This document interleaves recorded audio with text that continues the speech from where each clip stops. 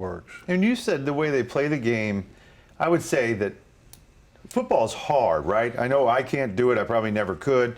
And Get the job as the kicker. It's a little less. Right, right. But to watch from the sidelines, the peanut gallery, as they say, a Monday morning quarterback.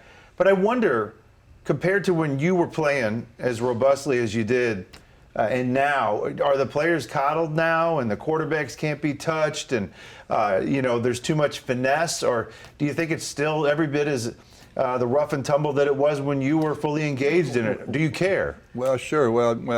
Yeah.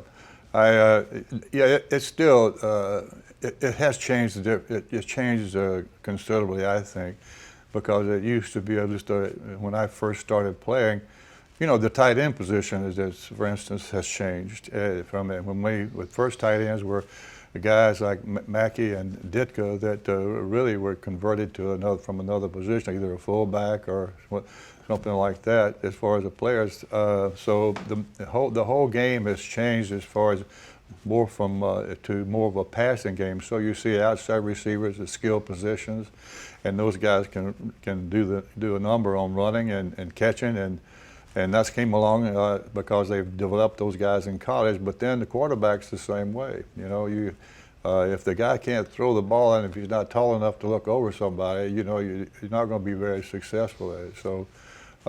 So it's a passing game, and the running game is just to sort of get throw everybody off stride just a little bit, so you can't predict every game. But it really is a passing game, so that's how it's changed. There used to be a lot of running, and we'd have a good fullback that could really do a job on it. John David Crow and those people who played the game and were part of it when I started. And so now it's really a passing game.